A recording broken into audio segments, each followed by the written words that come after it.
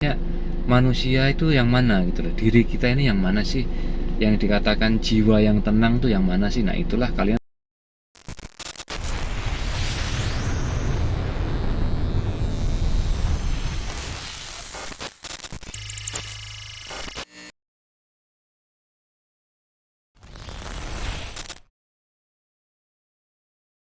Halo sahabatku, sobat NC. Weekend kalian kemana? Jangan lupa untuk jalan-jalan. Kalian cari hiburan ya. Kalian keluar rumah, berkunjung ke tempat yang baru, kunjungi teman, kerabat. Pokoknya lakukan hal-hal yang membuat kalian bahagia. Pada kesempatan kali ini kebetulan saya mau jalan nih nganterin anak saya ya. Ada acara sekolahan. Ini kebetulan pas lagi nyetir nih. Sini saya mau bahas tentang setir, enggak ya, bukan bahas tentang mengemudi ya. Ya ada kaitannya. Jadi kemudi dalam diri manusia. Di sini saya ingin membahas ini. Sebenarnya teori ini saya kumpulkan dari banyak sekali literatur ya, banyak sekali literatur. Terus kemudian juga dari pengalaman saya pribadi, yakni tentang manusia ya. Manusia pada dasarnya itu memiliki kemudi terhadap dirinya berdasarkan empat hal inilah yang bisa menyebabkan manusia melakukan suatu perbuatan atau suatu kegiatan ya, istilahnya empat hal ini yang mendasari manusia melakukan perbuatannya ya. Jadi yang pertama adalah yang paling bawah ini ya, yang paling bawah adalah emosi. Emosi di sini bisa kita kaitkan dengan nafsu ya, hawa nafsu di sini yang paling bawah. Hawa nafsu ini bisa meliputi amarah, nafsu syahwat ya kan, bisa juga nafsu nafsu makan, terus nafsu dan segala macam ya. Intinya keinginan manusia adanya di sini. Jadi ketika manusia mengandalkan nafsunya aja, maka ya dia akan berbuat sebagai bertindak layaknya seorang yang istilahnya kurang baik ya. Jadi dia hanya menuruti hawa nafsunya. Itu yang paling bawah. Yang paling kemudian di atas nafsu ada perasaan ya. Perasaan di sini bisa arahnya ke sifat manusianya, bisa ya kan. Perasaan di sini meliputi rasa sedih, rasa seneng, rasa bahagia, rasa takut ya, rasa cemas, dan berbagai rasa yang sifatnya humanis ya, sifatnya manusiawi. Jadi kadang-kadang orang banyak bertindak berdasarkan perasaannya ya. Perasaannya dalam artian misalkan dia merasa kasihan seperti itu pada orang, terus dia membantu atau dia memberi sesuatu ya kan. Jadi kalau anxiety di mana mas tempatnya? Anxiety bisa ada di perasaan, bisa juga ada nanti di atasnya yakni pikiran ya. Jadi perasaan ini intinya yang kalian rasakan sehari-hari ya. Di situ juga bisa mendasari kalian melakukan suatu kegiatan atau mensikapi suatu permasalahan ya. Kemudian yang ketiga, yang di atasnya perasaan ini ada pikiran ya. Pikiran di sini adalah pikiran logika kita, analisa kita, terus hasil studi, hasil istilahnya menyimpulkan berbagai permasalahan kehidupan ya kan. Kalian bisa berpikir oh berarti dulu aku pernah gagal karena aku seperti ini, akhirnya lain kali aku tidak melakukan ini, seperti itu ya. Jadi di sini kalian sudah mulai menganalisa ya kan, hukum sebab akibat kehidupan. Intinya kalau aku begini aku akan begini, kalau aku seperti ini aku akan seperti ini ya. Seperti itu adanya di pikiran ya, pikiran kita. Ini logika kita di sini. Ini dia dominan di otak kiri ya kalau di pikiran ini kan.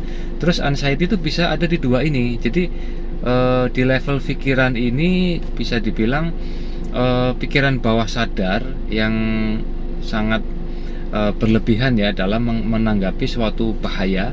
Intinya pikiran bawah sadar kita itu bisa dibilang agak error. Jadi dia mensikapi suatu masalah yang sebenarnya tidak bahaya, tapi dia berpikir dalam bahaya. Akhirnya si pikiran bawah sadar ini menguasai pikiran logis kita. Jadi kita nggak bisa berpikir secara logis ya. Akhirnya dia mempengaruhi perasaan kita akhirnya muncul rasa takut, rasa cemas, rasa was-was, overthinking ya. Jadi dua ini bisa dikendalikan oleh anxiety ya, kalau kita tidak bisa mematahkan overthinking atau dugaan-dugaan pikiran-pikiran negatif itu ya. Jadi ya tugas kalian ya banyak memasukkan sugesti-sugesti positif nanti yang akan mempengaruhi pikiran bawah sadar kita, sekaligus mendamaikan perasaan kita yang selalu sedih atau takut atau was-was ya di sini ya. Nanti dia hubungannya juga dengan terapi-terapi yang sudah banyak saya share, self talk, pernafasan diafragma, itu banyak bermain di zona pikiran dan perasaan ya kan. Terus kemudian yang paling atas nih, ini puncaknya ya. Puncaknya di sini adalah hati ya, hati kita. Jadi mungkin ada yang menyebut hati nurani, atau mungkin hati kecil, atau dari hati yang paling dalam. Nah, ini biasanya orang-orang baik nih. Orang-orang baik ini biasanya dia bisa bertindak sesuai dengan hatinya ya. Jadi kadang-kadang kita bisa berpikir secara logis, tapi karena kita merasa hati kita berkata tidak ya, kita tidak melakukan, atau sebaliknya ya, jadi hati ini nanti hubungannya sama hubungan kita dengan Sang Pencipta, dengan Allah ya, dengan Tuhan kita yang menciptakan kita. Jadi wujudnya adalah rasa syukur, rasa sabar, rasa kepasrahan, rasa tawakal, seperti itu ya. Jadi hati ini sebenarnya kalau dikaitkan dengan pola 4P ya, maksudnya pola P yang keempat ya, pasrah ya. Jadi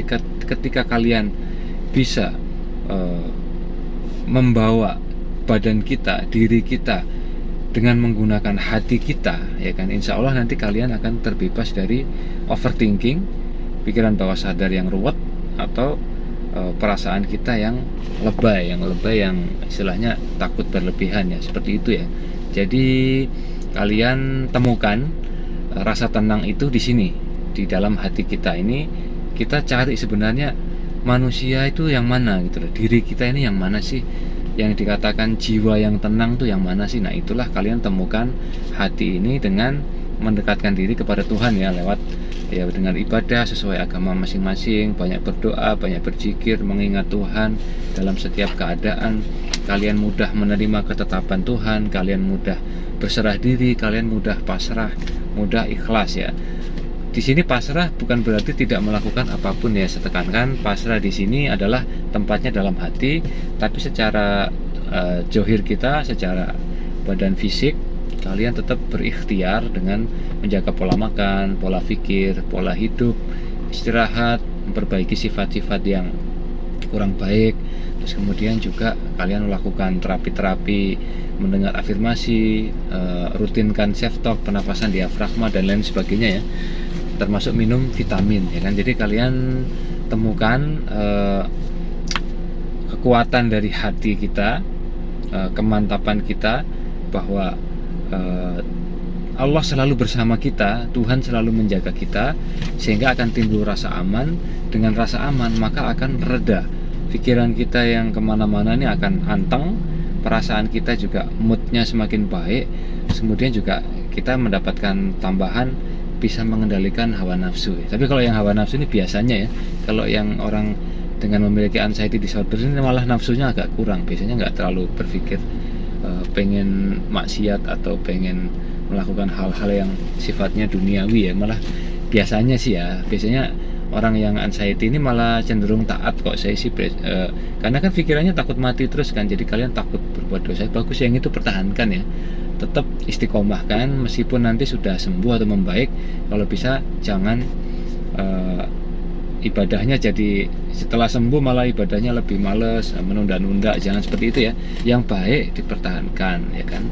Mengingat mati itu bagus, tapi bukan berarti takut mati yang berlebihan. Kalian harus bedakan ya, semua manusia harus mengingat mati karena untuk menjadi alat kontrol kita agar tidak berlebihan dalam mengejar dunia ya. Oke, paling itu untuk saat ini. Jadi pastikan bahwa kita bisa mengemudi diri kita dengan kekuatan kepasrahan dalam hati, dan kemudian pikiran yang logis, terus kemudian perasaan yang tenang ya, perasaan yang tenang, perasaan yang nyaman, Terus kemudian kita akan menjadi pribadi yang jauh lebih baik, jauh lebih tenang, jauh lebih bijak ya. Oke.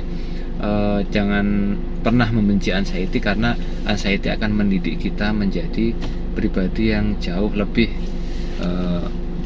mulia ya, lebih mulia, lebih baik, dan lebih keren pastinya. Oke, salam bangkit luar biasa dari sahabatmu Sobat NC. Bye cemas.